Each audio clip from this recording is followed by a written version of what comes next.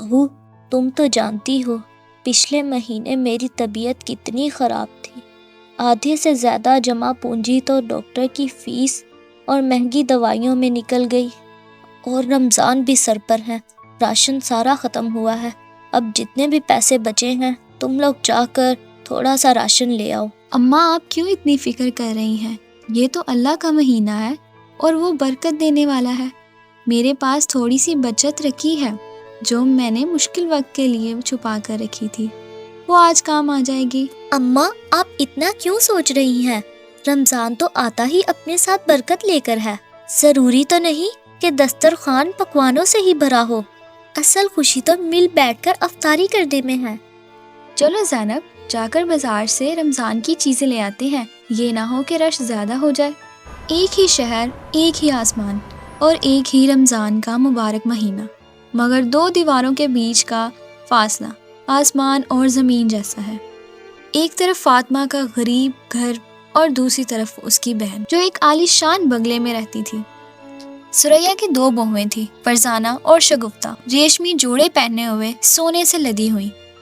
شگفتہ، دیکھو ڈرائیور نے راشن صحیح لایا ہے یا نہیں؟ میں نے اس کو کہا تھا کہ سب سے مہنگے اسٹور سے ساری چیزیں لائے، ہماری افطار پارٹی میں شہر کے بڑے لوگ آئیں گے۔ نہیں فرزانہ بھابی، میں نے ڈرائیور کو ڈائننگ ٹیبل کی سجاوٹ کے لیے بھیجا ہے۔ اوہو شگفتہ، تمہارا بھی کوئی حال نہیں ہے، تمہیں مجھے پہلے بتانا چاہیے تھا نا۔ چلو اب دونوں جا کر گروسری کراتے ہیں۔ شگفتہ اور فرزانہ مہنگے اسٹور میں جاتی ہیں رمضان کی گروسری کرنے کے لیے۔ مریم اور سائرہ بھی بازار کی طرف جاتی ہیں۔ مریم اور سائرہ کا شوہر گھی کے ڈبوں کی پیکنگ کا کام کرتے تھے اور دوسری طرف شگفتہ اور فرزانہ کے شوہر بزنس مین تھے۔ شگفتہ، یہ دیکھو، خاص فرانس سے آئی ہے، اس کی ایک بوتل 5,000 کی ہے۔ ہماری افطار پارٹی میں جب لوگ یہ پیئیں گے تو سب دیکھتے رہ جائیں گے۔ وہ سستا والا لال شربت تو غریب لوگ پیتے ہیں۔ بھابی بالکل صحیح کہا آپ نے، اور یہ دیکھیے اجوا کھجوروں کا یہ بڑا سا پیک، یہ 3 پیک لے لیتے ہیں۔ ویسے شگفتہ سوچو، مریم اور سائرہ بیچاریاں تو ابھی تک اس پرانے بازار میں سستا آٹا اور دال ڈھونڈ رہی ہوں گی، ان کا تو پورا مہینہ ہماری ایک ٹرالی کی قیمت میں نکل جاتا ہوگا۔ ارے بھابی، ان کا اور ہمارا کیا مقابلہ؟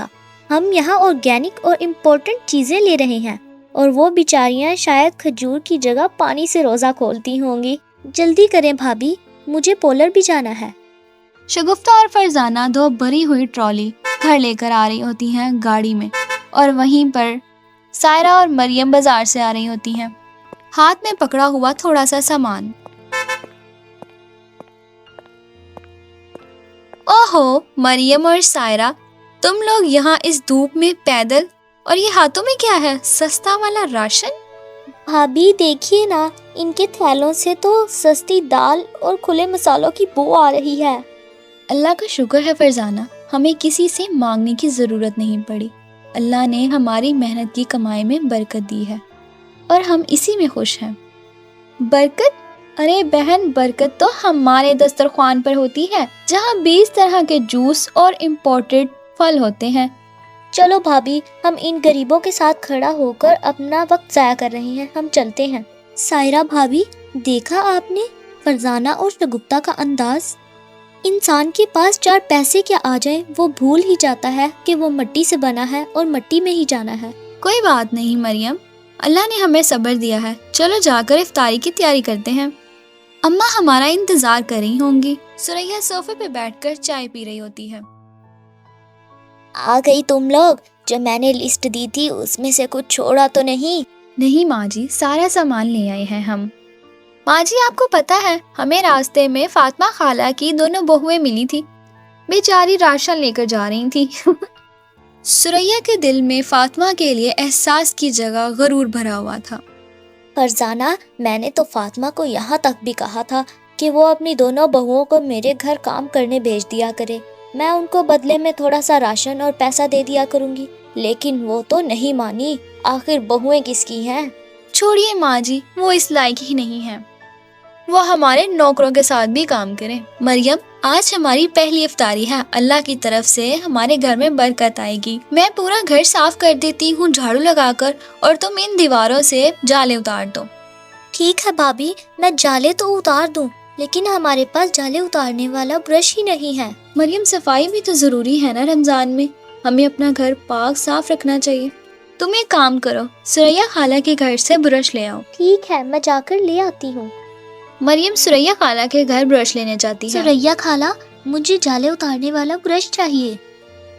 برش کی تم لوگوں کو کیا ضرورت؟ ویسے تو تم لوگ ہر کام کر لیتے ہو، اب تم لوگوں کو چاہیے کہ اپنے ہاتھوں کے ساتھ جالے اتارو، اور ویسے بھی ہمارے گھر برش نہیں ہے۔ مریم دروازے کے پیچھے برش دیکھتی ہے، اسے بہت دکھ ہوتا ہے، وہ گھر آ جاتی ہے۔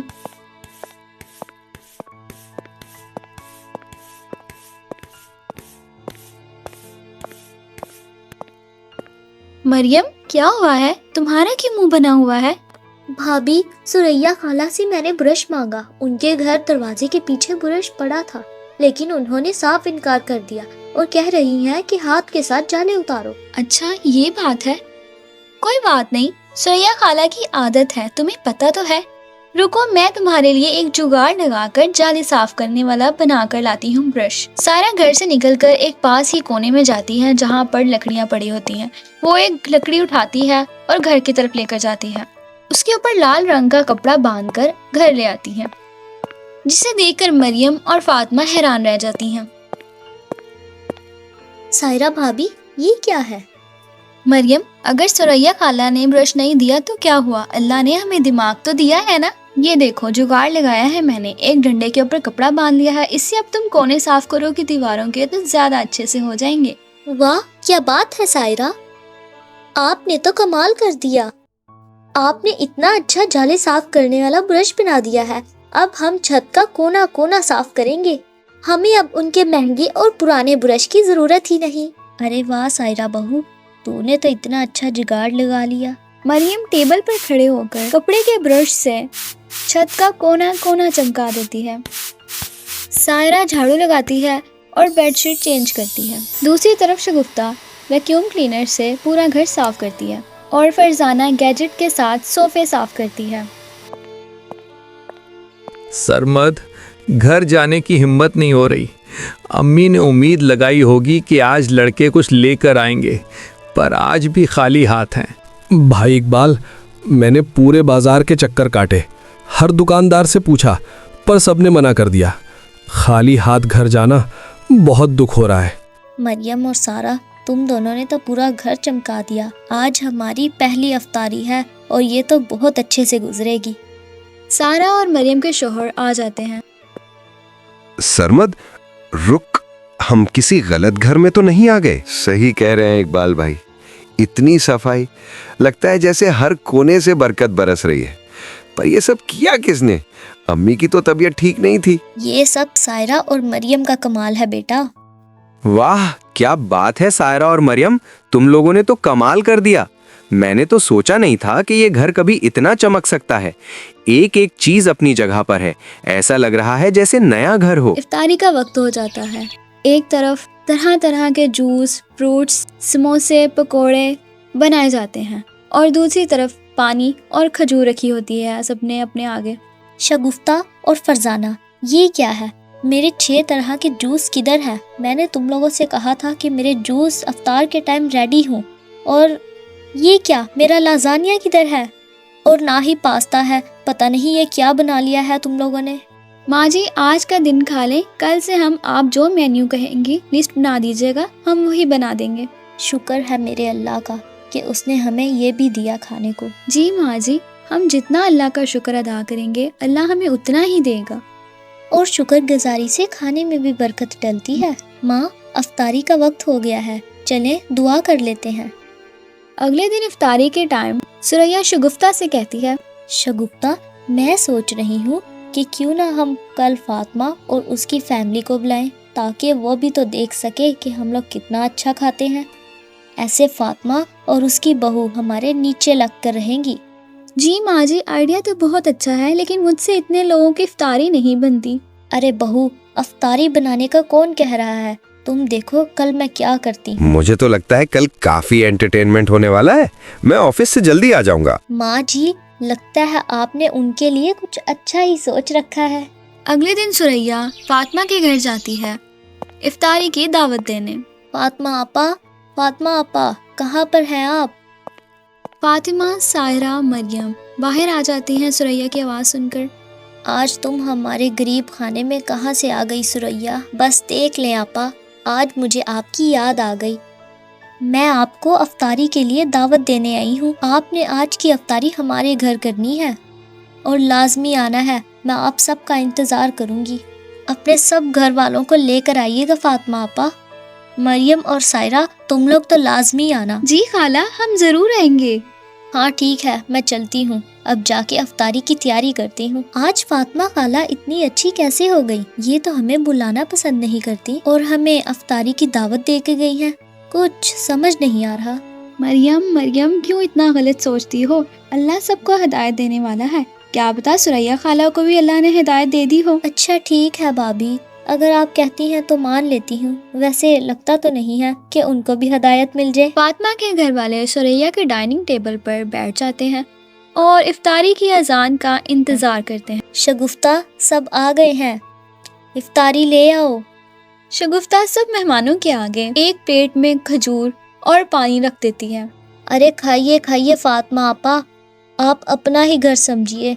आप ये देख रही होंगी कि मैंने आप लोग को ये अफ्तारी क्यों दी, क्योंकि आप लोगों को ये महसूस ना हो कि आप लोग किसी और के घर में बैठकर खा रहे हैं।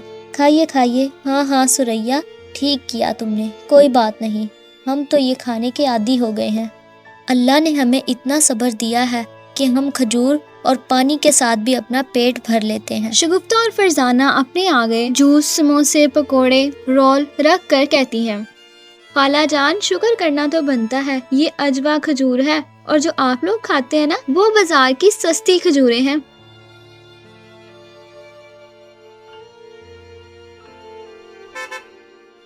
देखा सायरा भाभी, मैंने आपसे कहा था ना कि सुरैया खाला की नेचर कभी नहीं बदल सकती। वो जैसी हैं वैसी ही रहेंगी। उन्होंने हमें दावत पर बुलाकर कितनी इंसल्ट की है। कोई बात नहीं मरियम, दिल छोटा ना करो, अल्लाह इंसाफ करने वाला है। सुरैया, फरजाना, शगुफ्ता पेट पकड़कर हंस रही होती हैं। माँ जी, आपने तो उनको मजा ही सिखा दिया। देखा तो वो कैसे मुंह देख रही थी खजूर देखकर। हाँ वो देखा था आपने? मरियम और सायरा की आंखें तो खुली की खुली रह गई थी। उनको लगा कि हम पता नहीं कौन सी अफ्तारी दे देंगे। उनको लगा कि पता नहीं हम कौन कौन सी डिश उनके सामने रख देंगे। उन्हें क्या पता माँ जी ने उनके लिए क्या ही डिश रखी है सोचकर। आज बहुत मजा आया फातिमा के आगे ये वाली अफ्तारी रखने का। कुछ दिनों बाद सरमद और इकबाल ऑफिस से मुंह लटकाए हुए घर आ रहे होते हैं। सरमद, इकबाल, बेटा क्या हुआ? तुम लोग टेंशन में क्यों हो? अम्मी, सब खत्म हो गया। हमारी बरसों की कमाई एक झटके में चली गई। हमारा सारा बिजनेस डूब गया है। हमें ये घर छोड़ना होगा अम्मी। बैंक ने नोटिस दे दिया है। क्या? सारा लाखों का बिजनेस डूब गया? ऐसा कैसे हो सकता है? अरे ये तुम लोग क्या कह रहे हो? ये हमारा घर है, मैं इसको कभी भी खाली नहीं करूंगी। सरमद और इकबाल का बिजनेस में लॉस होने के बाद उन्हें अपना घर छोड़ना पड़ता है। वो सड़क पर आ जाते हैं। बेटा, अब हम किधर जाएंगे? हमारा तो कोई ठिकाना नहीं रहा। सुबह से चल चल कर मेरे तो पाँव में जख्म हो गए हैं। माँ जी, मैं जानती हूँ कि अब हमें कहाँ जाना है। आप लोग बस मेरे पीछे पीछे चलिए। फरजाना, कहाँ जा रही हो हम सबको लेकर, बताओ तो सही। सुरैया, इकबाल, तुम सब आओ आओ बैठो। खड़े क्यों हो आप लोग? सुरैया और उसके सारे घर वाले फातिमा के आगे हाथ जोड़कर खड़े हो जाते हैं। ये क्या कर रहे हो तुम लोग? हाथ क्यों जोड़ रहे हो मेरे आगे? सुरैया फातिमा से माफी मांगती है। उसको अपनी गलती का एहसास हो जाता है। फातिमा आपा, प्लीज मुझे माफ कर दो। मैंने आप लोगों के साथ बहुत बुरा किया है और अल्लाह ने मुझे इस चीज़ की सज़ा दे दी। जिस दिन मैंने आप लोगों के साथ बुरा किया था, उस दिन अल्लाह ने मुझसे सब कुछ छीन लिया। आपा, हम लोग बर्बाद हो गए। फातिमा आपा, मैंने आपका दिल दुखाया। मैं बहुत शर्मिंदा हूँ। खुदा के वास्ते اپنی چھوٹی بہن کو معاف کر دیں۔ دنیا میں سب مل جاتا ہے لیکن بہن نہیں ملتی۔ میری اس نادانی کو بھول سمجھ کر مجھے معاف کر دیں آپا، اور مجھے وہی مقام واپس دے دیں جو پہلے آپ کے دل میں تھا۔ سریا، تو نے کھجور سے روزہ کھلوایا، وہ تو سنت تھی، لیکن جو تم نے ہماری بےزتی کی مجھے بہت دکھ ہوا۔ اب میں تمہیں معاف کرتی ہوں کیونکہ تم آج پچھتاوے کے ساتھ میرے گھر آئی ہو۔ مریم، سائرہ، مجھے بھی معاف کر دو، میں اپنی غلطی پہ بہت شرمندہ ہوں۔ میں نے تم لوگوں کی بہت انسلٹ کی، ہر جگہ تم لوگوں کو نیچا دکھایا۔ ہاں سائرہ، اور میں بھی آپ لوگوں پر ہنسی۔ آپ لوگوں کے سامنے بیٹھ کر ہم نے بہت اچھے اچھے پکوان کھائے، لیکن تم لوگوں کو پانی اور کھجور سے روزہ کھلوایا۔ پلیز ہم سب کو معاف کر دو۔ کوئی بات نہیں، میں نے تم لوگوں کو معاف کیا۔ سریا خالہ، معافی شافی تو چلتی رہے گی۔ اگلی دفعہ جب آپ لوگ ہماری دعوت کریں گے تو میں آپ کو پہلے سے ہی لسٹ بنا کر دے دوں گی۔ دونوں بہنیں آپس میں مل جاتی ہیں اور ایک ہی گھر میں خوشی سے رہتی ہیں۔ اگر آپ کو ہماری کہانیاں پسند آ رہی ہیں تو ہمارے چینل کو لائک، سبسکرائب اور بیل آئیکن کو دبانا مت بھولیے گا۔ یہ